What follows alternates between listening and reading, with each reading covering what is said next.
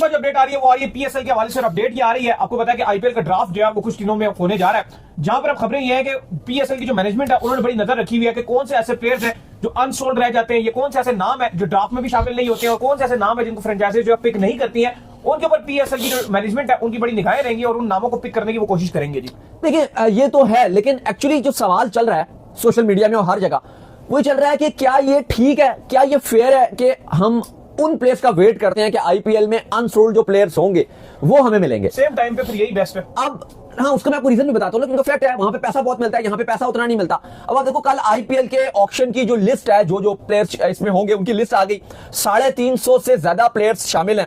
16 दिसंबर को Abu Dhabi में auction होगा और पाकिस्तान सुपर लीग के जो ऑनर्स हैं, पीएसएल की जो मैनेजमेंट है उनकी इसलिए इस पर बहुत नजर और निगाह रहेगी कि कौन कौन से वो प्लेयर रहेंगे जो सोल्ड नहीं होते, जो अनसोल्ड रहेंगे। जाहिर है क्योंकि ये 350 से ज्यादा प्लेयर हैं, ये सारे तो सोल्ड नहीं हो सकते।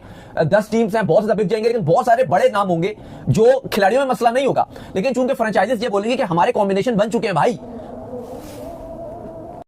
तो बहुत सारे ऐसे प्लेयर रहेंगे जो अनसोल्ड रहेंगे तो पाकिस्तान और उनका कॉम्बिनेशन में नहीं बैठ सकेंगे, तो पीएसएल की जो फ्रेंचाइजीज हैं वो चाहेंगी कि उन नामों को लेकर आया जाए। अब देखो बात वही है कि लोग इस पर काफी मजाक भी उड़ाते हैं कि यार पीएसएल की जो फ्रेंचाइजीज हैं क्या वो खाली इंतजार करेंगी आईपीएल के ऑक्शन का कि भाई फिर जो प्लेयर्स नहीं बिके, जो अनसोल्ड रह गए, जो बचा कुचा माल रह गया वो हमें मिला। लेकिन देखिए इसकी कुछ रियलिटीज हैं और कुछ सच्चाइयां हैं जिसको आप नजरअंदाज नहीं कर सकते। पहली बात तो सीधी सी है, वो ये है कि आईपीएल की जो फ्रेंचाइज या जो आईपीएल की मैनेजमेंट जो पैसा उस खिलाड़ी को दे रही है, आप उसका 10वां हिस्सा भी नहीं दे रहे, जो सच बात है ना। मतलब ये कोई ढकी छुपी बात नहीं, ये स्टैट्स है, फिगर्स है।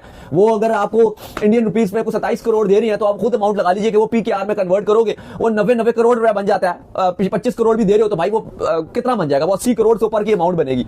तो आप पीकेआर में क्या 80 करोड़ तो खैर एक आपको 4 टीमें बन जाएंगी। मतलब सच जो बात है यार, हमारी तो 4 टीम्स बन जाएंगी, एक खिलाड़ी तो आप छोड़ो, वो कंपेरिजन नहीं है ना। तो फिर एक प्लेयर भी अगर अकल बूझ, एक इंसान भी अगर अकल बूझ रखता हो तो उसकी पहली प्रेफरेंस तो आईपीएल ही होगी। ऐसा तो नहीं होगा कि वो कहेगा नहीं जी कोई पीएसएल से उसकी कोई पर्सनल कोई बहुत ज्यादा कोई लगाव है, कोई उसकी अब्बा जी की लीग है कि वो कहेगा जी कि मैंने तो इधर ही खेलना है कुछ भी हो जाए।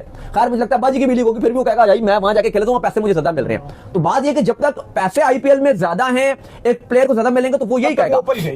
फिर सेकंड बात ये रहती है कि जब वो अनसोल्ड रह जाता है और उसके पास कोई ऑप्शन नहीं है, क्योंकि आईपीएल के टाइम पर और कुछ चल नहीं रहा होता, तो फिर आप ये कहते हो कि यार अब मेरे पास कोई ऑप्शन नहीं है, तो इससे बेहतर है कि मैं फिर कुछ और खेल लूं। वो फिर आपके पास पीएसएल का ऑप्शन बचता है। अब अगर आप अली साहब लिस्ट देखो, तकरीबन 350 से ज्यादा नाम थे जो आईपीएल में हम कह सकते हैं कि जो बिके हैं, सॉरी जो ऑक्शन बिकने के लिए आए हैं।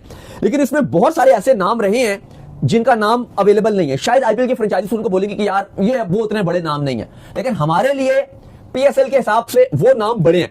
मैं अगर आपको कुछ नाम पढ़ के बताऊं